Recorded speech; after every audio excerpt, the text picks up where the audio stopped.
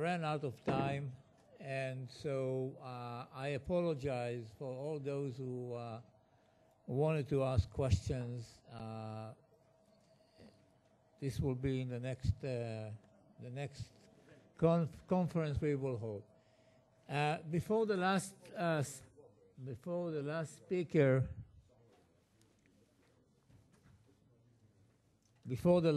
speaker, sums up, Professor Stetter sums up, I would like to thank all the participants, especially the audience, who had the patience to listen to this very instructive, informative, educational conference that we held. As General Yadlin said in the morning, this is the second in a series. We will have to come back to these issues, the strategic issues, the economic, to, as I said before, also to the environmental aspects of it.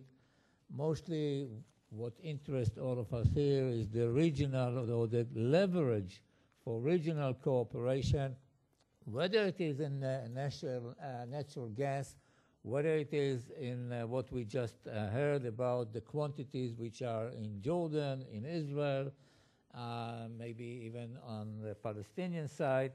And so there is a lot that can be done to turn all of these into instruments for regional cooperation, and I promise you that we will come back to this issue. And now, Professor Stetter, summing up, and I thank you, IEPN.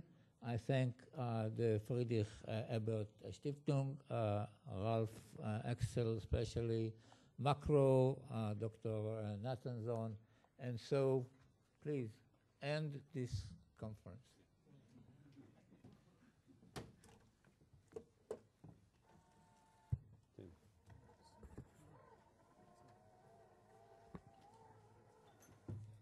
Yes, dear friends, I don't want to say much. I think you all listen, so it's not really that I have to summarize again, telling you what you have heard all day. Although academics, as you know, they're tempted to do that. There's this joke that academics usually talk like that. First, they start and say, I'm going to talk now about this, and then they say what they're going to talk about.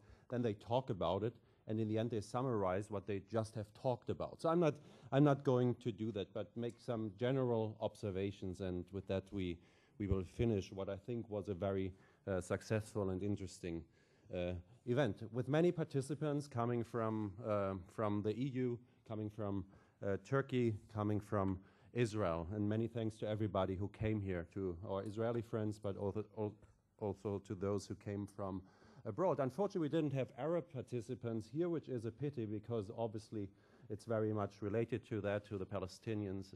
You're here. Ah, very good. But we didn't have them on the panel. But the good news is this is a topic being talked about also in Lebanon. If you read policy reports, this topic is being talked about. And the IEPN will produce a brochure, document about this conference in which we summarize the main statements being presented here, the main ideas being discussed. And this will be distributed to you, of course, but it will also be online. And our colleagues, our friends in Arab countries will have the opportunity to read that and also to think about what we have talked about, Casus Beli, or chance for regional cooperation. Now, I'm not sure really which of these two sides it is. It's maybe also too black and white.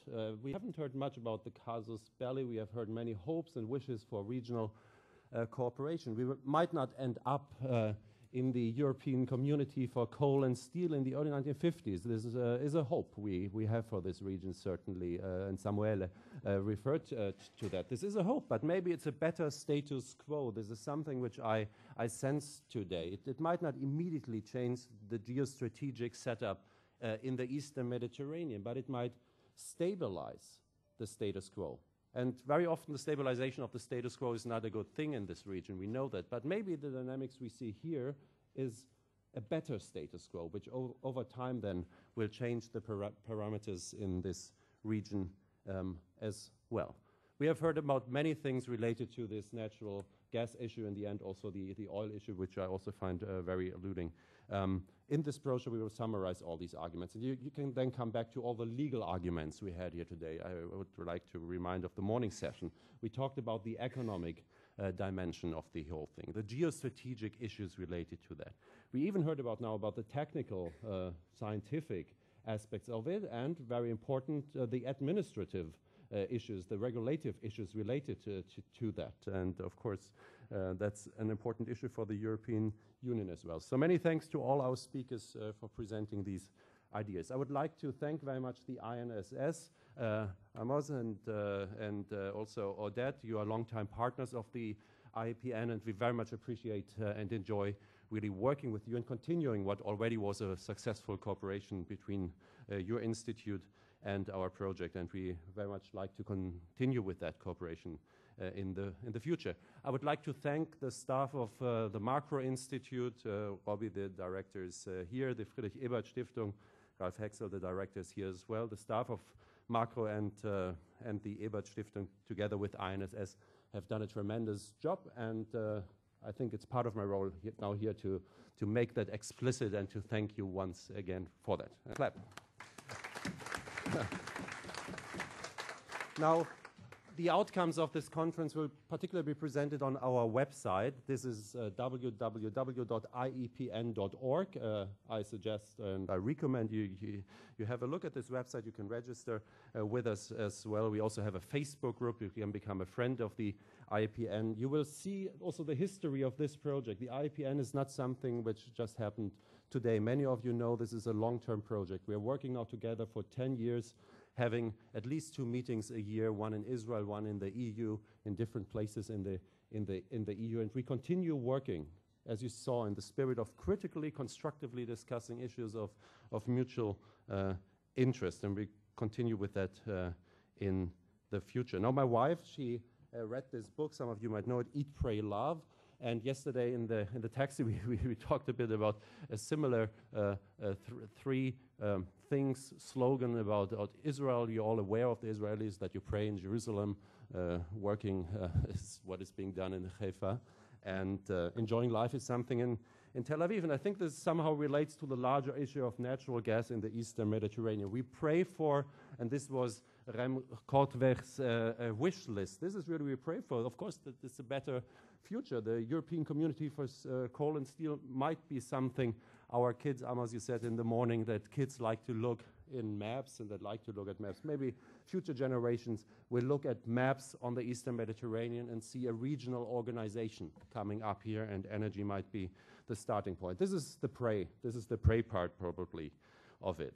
First, we have to work for that. And I think we have heard many aspects how realistic frameworks look like. And there's a basis for that, a legal basis, a regulatory basis, also the basis of making the realistic assessments. What is really in there? What are the costs? What are the benefits? How should they be distributed? There are good examples, Norway and others, which have been referred to.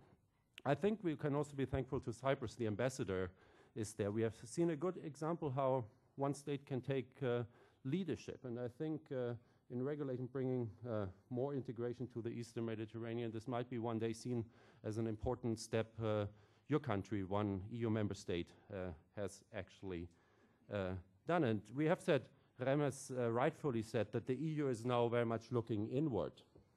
I think it's right with what is called the Euro crisis. But I also think it's a Euro opportunity, really, an opportunity for Europe for integrating even more, building stronger institutions. And that's why I think that also, not just from an energy perspective, but from a foreign policy perspective, Europe will not turn its back towards this region, not just for economic reasons, not just for geostrategic reasons, for all these reasons combined. So there's a lot to work together for Europe, for Israel, for the Arab countries, for Turkey here in the Eastern Mediterranean. This was pray, then now this was work, and then finally we might one day enjoy the whole thing. Not sit in the dark, as Amit said, but really sit in the Middle East and meet in the Middle East where there's much light coming in. And I think this was an important contribution to that, and I look forward personally discussing that with you in the future. And I wish you, for today, a very good afternoon. Thank you very much.